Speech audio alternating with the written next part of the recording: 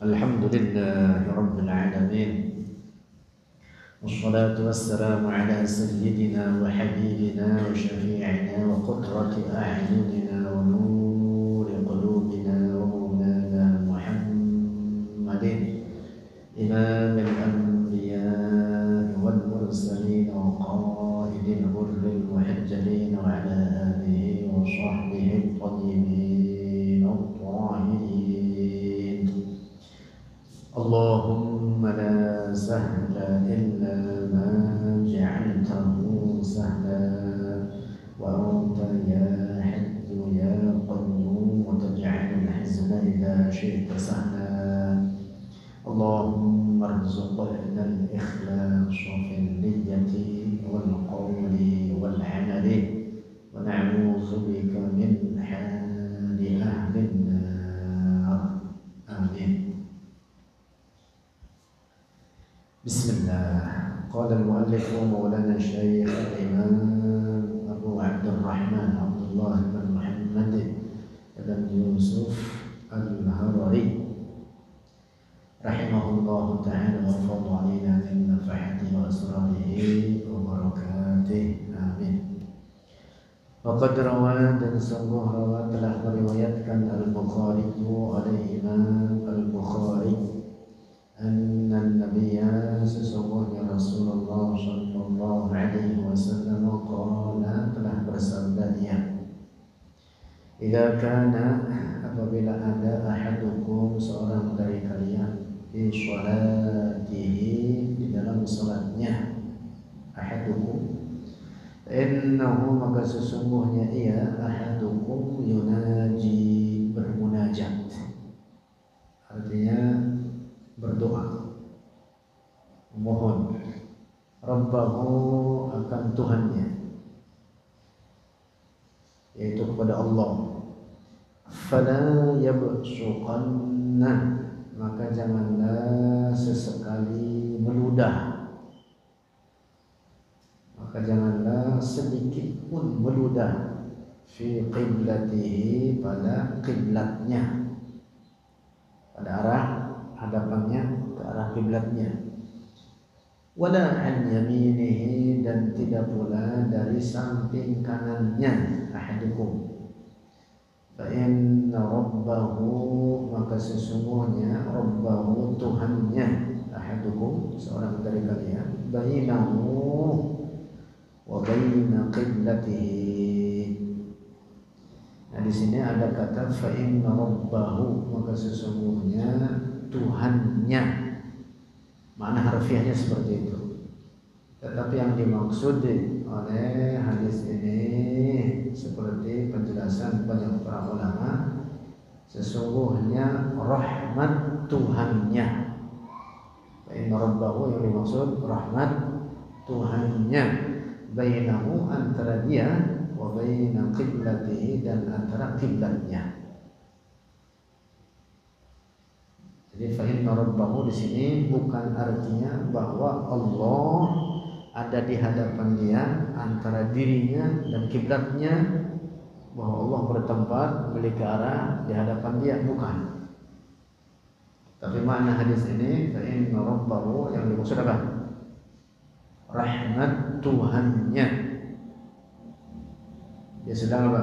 Dalam keadaan beribadah kepada Allah, menghambakan diri kepada Allah, merendahkan diri kepada Allah. Dan Rasulullah disebut fa innahu yunaji rabbahu. Nah, jadi makna fa inna rabbahu bainahu wa baina qiblatihi yang dimaksud sesungguhnya rahmat Tuhannya, yang dimaksud rahmat Allah antara dia dan arah kiblatnya. Karena itu Rasulullah melarang untuk meludah ketika di dalam sholat ke arah kiblatnya atau ke arah samping kanannya. Wa hadzal hadis dan ini hadis aqwa isnadan itu lebih kuat sanadnya min hadis al-jariyati dari hadis al-jariyah.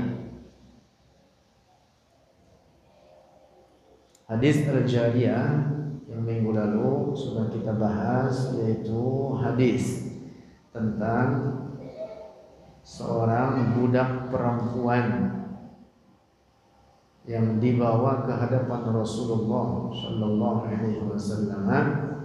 Lalu oleh Rasulullah dikatakan kepadanya, Aina Allah.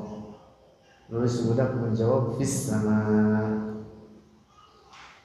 Nah, ini hadis sudah kita bahas kemarin bahwa hadis ini tidak boleh dijadikan dalil untuk menetapkan Allah di langit. Dalam hal ini para ulama kita ada dua kelompok dalam menyikapi hadis ini. Sebagian ulama kita menolak hadis ini dengan alasan ini hadis apa? Mudtarib. Hadis apa? Mudtarib. Hadis yang diriwayatkan dengan jalur sanad dan matan yang berbeda-beda, yang berselisihan, yang saling bertentangan, satu dengan lainnya tidak dapat disatukan. Ini namanya hadis apa? Mudtarib. Termasuk macam daripada hadis dhaif. Wa dukhila fi sanadin aw matni mutaribun 'inda muhailil fanni. Demikian dinyatakan oleh Syekh Al-Baiquni dalam Manzumah Mustalahil Hadis. Nah, sebagian ulama kita lainnya mengatakan hadisul jariyah ini diambil, tetap diterima dengan alasan karena diriwayatkan oleh Imam Muslim dalam kitab sahihnya. Nah, hanya saja para ulama kita yang menerima hadis ini mentakwil hadis ini, tidak difahami dalam makna zahirnya. Pertanyaan Rasulullah kepada budak tersebut, Aina Allah? Apa maknanya? Mada ta'zimiki lillah. Bagaimana puncak pengagungan engkau terhadap Allah? Lalu si budak menjawab, Fis sama. Bukan artinya untuk menetapkan Allah di langit, tetapi maknanya apa? Fis sama ay anna Allah 'alil qadri jiddan. Artinya Allah sangat tinggi derajatnya. Nah, ini hadis Al-Jariyah. Nah, ini hadis Al-Jariyah ini sering dijadikan rujukan oleh orang-orang Wahabi sesat untuk menetapkan keyakinan rusak mereka. Kata mereka Allah bertempat di langit. Na'udzubillah. Musibah besar mereka dalam masalah akidah, pangkal penyebab dari kesesatan mereka adalah karena mereka itu anti takwil. Jadi setiap teks Al-Quran, setiap teks hadis, termasuk ayat-ayat dan hadis-hadis mutasyabihat, oleh mereka difahami dalam makna zahirnya, dalam makna harfiahnya. Termasuk hadis ini tadi, hadis Al-Jariyah. Na'udzubillah. Setiap teks daripada teks-teks yang oleh para ulama telah dijelaskan harus difahami dengan jalan takwil, oleh mereka dikatakan takwil haram. Bahkan mereka mengatakan al-mu'awwil mu'attil. Orang yang berlakukan takwil sama juga dengan mengingkari ayat Al-Quran atau hadis-hadis Rasulullah, mengingkari teks-teks syarak, sehingga mereka mengkafirkan orang yang memperlakukan takwil. Na'udzubillah. Itu pangkal kesesatan mereka, orang-orang Wahabi. Dan ingat, orang Wahabi di zaman kita sekarang ini, mereka apa? Menamakan dirinya Salafi. Ingat-ingat ini. Karena sebagian orang mengatakan betul Wahabi sesat, padahal dirinya sendiri Wahabi.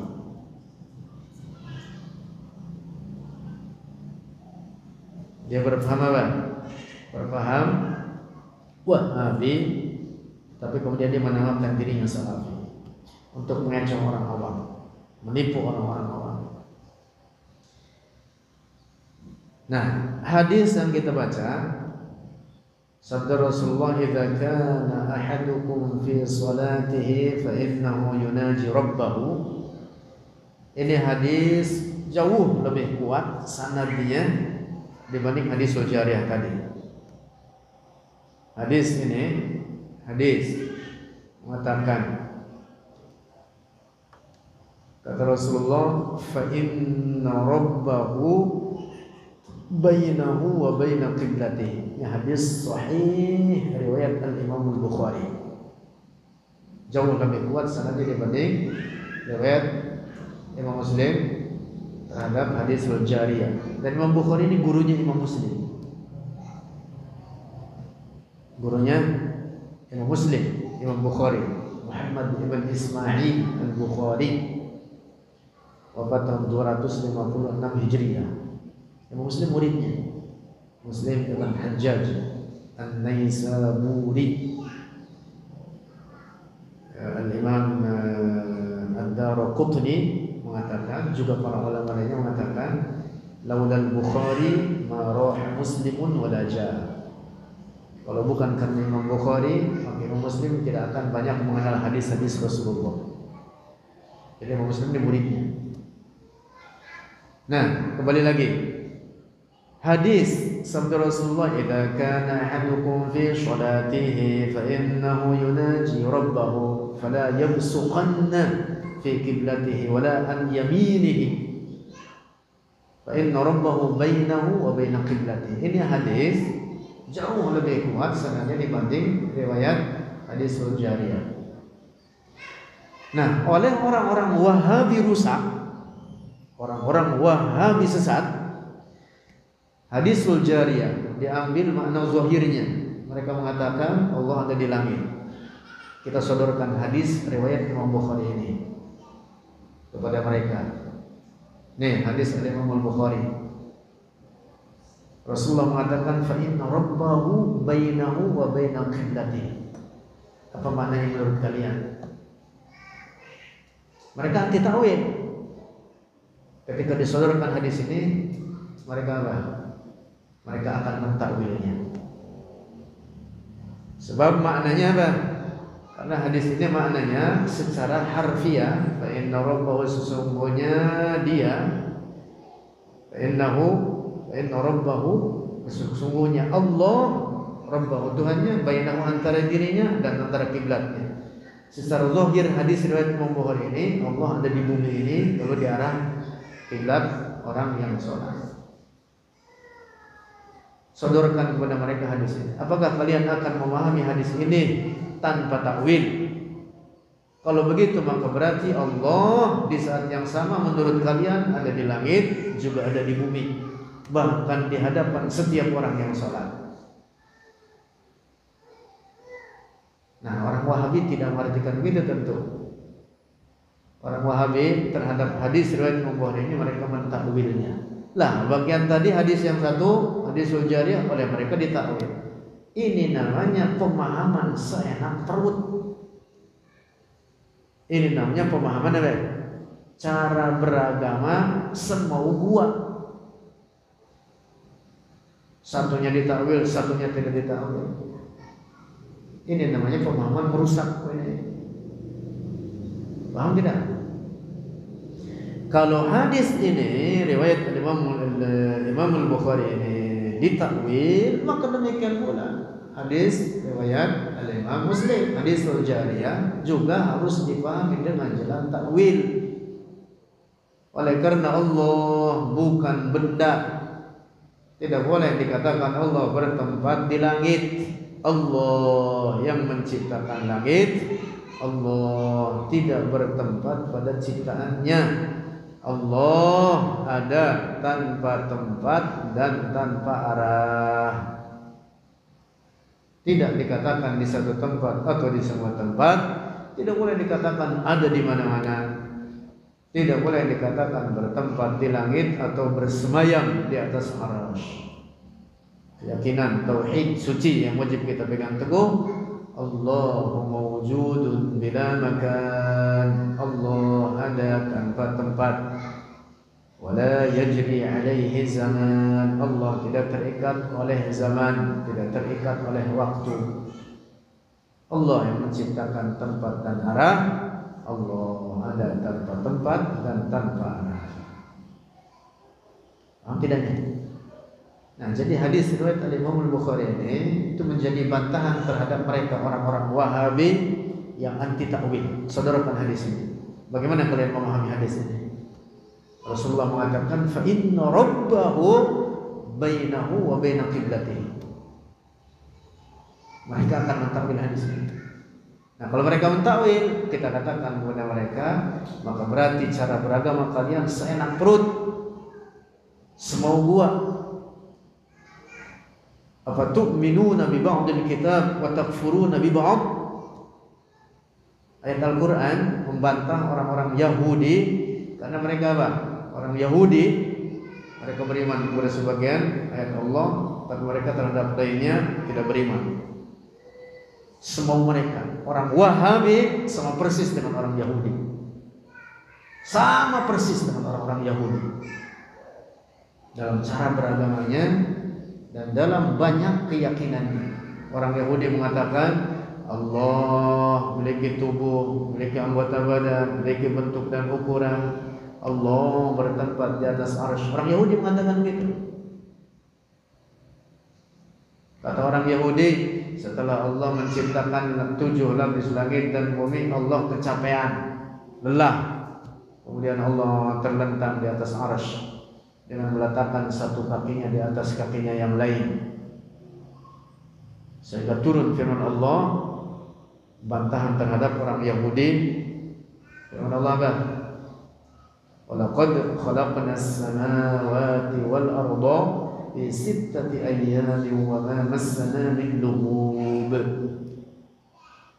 Bantahan terhadap orang Yahudi. Allah tidak disifati dengan lelah, Allah tidak disifati dengan bertempat, Allah tidak disifati dengan bentuk dan ukuran.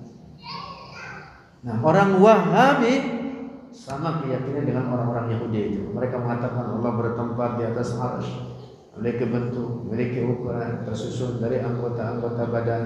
Na'udzubillah.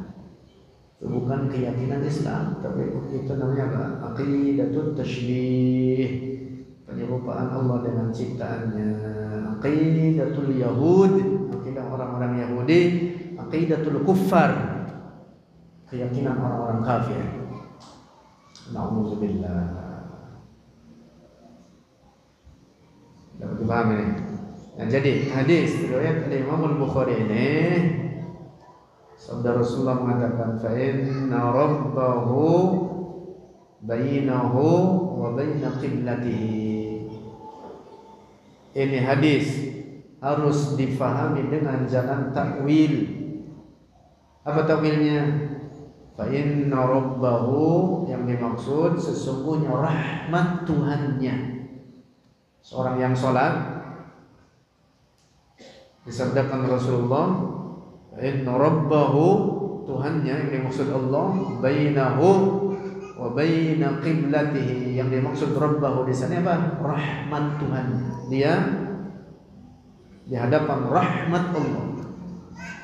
Karena itu Rasulullah melarang untuk meludah ke hadapan. Hadis ini wajib dipahami dengan jalan takwil. Demikian pula hadisul jariyah riwayat Imam Muslim juga wajib dipahami dengan jalan takwil. Nah, dapat dipahami nih. Lanjut. Wa akhrajal Bukhari aydan, dan telah meriwayatkan oleh Al-Imam Al-Bukhari aydan juga an Abi Musa Al-Asy'ari, dari Abi Musa Al-Asy'ari, anna Rasulullah, sesungguhnya Rasulullah sallallahu alaihi wasallam qala, telah bersabda, ia irba'u ala anfusikum, irba'u, ringankanlah oleh kalian, ala anfusikum, atas diri-diri kalian, fa innakum, maka sesungguhnya kalian, la tad'una, tidak berdoa oleh kalian as-samma terhadap yang tuli, wala ghaiba dan tidak pula terhadap yang ghaib. Artinya Allah Maha ada, Allah Maha mendengar. Kita berdoa mohon kepada Allah. Innakum sesungguhnya kalian, kata Rasulullah kepada para sahabatnya berkata, tad'una berdoa oleh kalian, sami'an terhadap yang maha mendengar, qariban yang maha dekat. Yang dimaksud rahmatnya. Yang dimaksud apa? Rahmatnya atau pertolongannya. Walladzi tad'unahu dan dia Allah yang dimaksud, alladzi yang tad'unahu memohon oleh kalian terhadap dia, aqrabu ila ahadikum. Ini makna harfiahnya mengatakan apa? Aqrabu itu lebih dekat, ila ahadikum kepada seorang dari kalian, min unuqi rahilati ahadikum dari leher binatang tunggangan seorang dari kalian. Itu makna harfiahnya ini. Tentu makna harfiah ini tidak boleh diambil, tidak boleh diyakini bahwa Allah berada di hadapannya nempel dengan apa? Leher binatang tunggangan yang dia naikinya, misalkan kuda. Lalu bahwa Allah ada di antara leher kuda itu dengan dirinya. Aqrabu ila ahadikum min unuqir rahilati. Bukan itu maknanya. Tentu ini hadis juga wajib dipahami dengan jalan takwil. Yang dimaksud apa? Yang dimaksud adalah bahwa rahmat Allah sangat dekat, pertolongan Allah sangat dekat, bantuan Allah sangat dekat terhadap para hamba-Nya. Rahmat Allah sangat dekat. Dapat dipahami tidak ini? Ini hadis sama dengan hadis riwayat Imam Bukhari sebelumnya, juga hadis mutasyabih disebutnya, yang wajib dipahami dengan jalan takwil. Wajib dipahami dengan metode takwil. Tidak boleh dipahami bahwa Allah dekat dengan setiap orang hamba, difahami lalu bahwa Allah berdekatan dari segi jarak atau menempel dengan tubuh setiap orang dari kita. Bukan. Jadi sabda Rasulullah, fa inna walladzi tad'unahu aqrabu ila ahadikum min unuqi rahilati ahadikum. Yang dimaksud oleh sabda Rasulullah ini adalah kedekatan rahmat Allah dengan para hamba-Nya. Dapat paham tidak ini? Nah, hadis ini wajib dipahami dengan jalan takwil.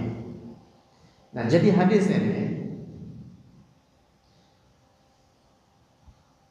ini menjadi bantahan terhadap orang-orang Wahabi yang anti takwil. Ketika mereka memahami hadisul jariyah itu tadi dalam makna zahirnya, mereka mengatakan Allah di langit, berdalil dengan hadisul jariyah. Menurut mereka berdalil dengan hadisul jariyah, tentu itu istidlal atau pengambilan dalil yang menyesatkan. Hadisnya betul, tetapi apa? Cara pemahamannya yang rusak. Nah, mereka mengambil hadisul jariyah ini dengan makna apa? Makna zahirnya. Kata mereka tidak boleh ditakwil. At-takwil ta'til. Mentakwil itu sama juga dengan mengingkari hadis, sama juga dengan mengingkari ayat Al-Qur'an. Nah, kita sodorkan hadis ini. Coba kalian pahami hadis ini, wahai orang-orang Wahabi jelek. Nah, dia begitu. Sodorkan hadis ini. Ini hadis sahih riwayat Al-Imam Al-Bukhari. Mengatakan apa? Walladzi tad'unahu aqrabu ila ahadikum min 'unuqi rahilati ahadikum. Apa kalian memahaminya? Apakah kalian memahami bahwa Allah ada di hadapan seorang yang menunggangi kudanya misalkan, atau untanya, binatang tunggangannya, lalu Allah lebih dekat daripada leher binatang tunggangannya tersebut terhadap dirinya, atau menempel dengan dirinya sendiri.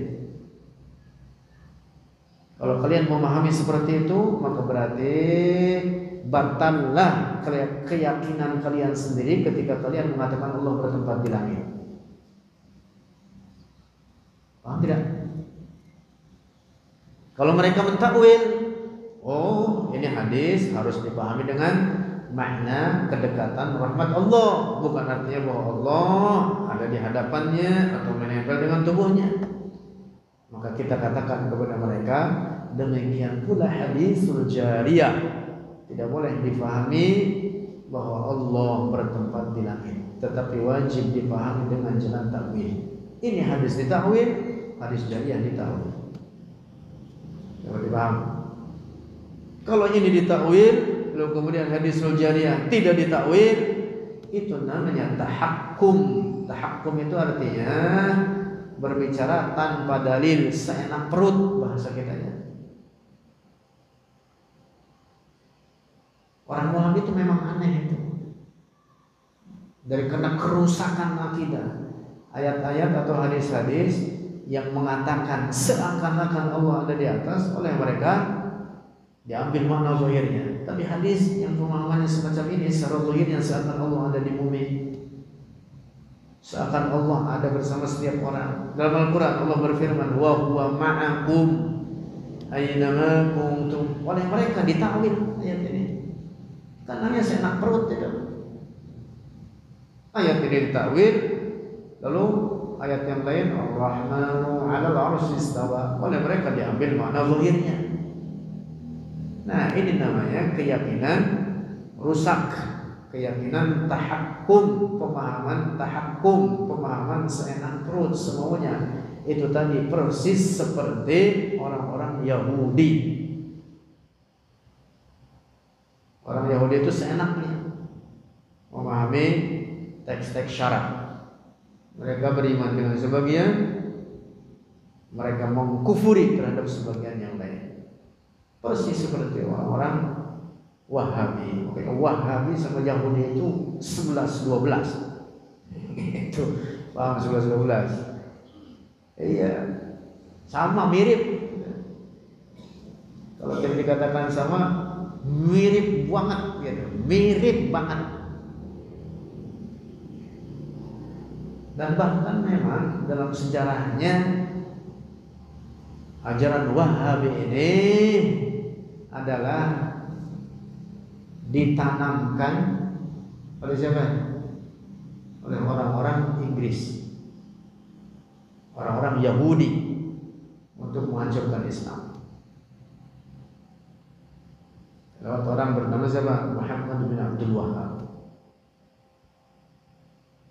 Wah, itu sejarahnya bukan rahasia, bukan rahasia lagi. Banyak sejarah yang diungkap di internet, banyak. Nah, cuman kemudian ditutup-tutupi oleh para pengikutnya. Dan di zaman kita sekarang, para pengikutnya membungkus dirinya dengan nama apa? Kata mereka, kami salafi, pengikut para ulama salaf. Bukan salaf, mereka itu saraf. Mereka yang merusak umat Islam, merusak akidah umat Islam. Di akhir zaman ini, musibah terbesar bagi umat Rasulullah adalah menyebarnya akidah tasybih dan tansib yang disebarkan oleh orang-orang Wahabi, para pengikut dan para pecinta Ibnu Taimiyah. Pangkalnya ini yang bikin rusak Ibnu Taimiyah. Maka musibah terbesar menjelang kiamat ini, kita hidup di akhir zaman ini, adalah menyebarnya faham sesat Ibnu Taimiyah. Nah, kita tegas biar masuk YouTube, didengar semua orang, biar orang pada paham. Pak Komar, mengerikan di zaman kita sekarang ini.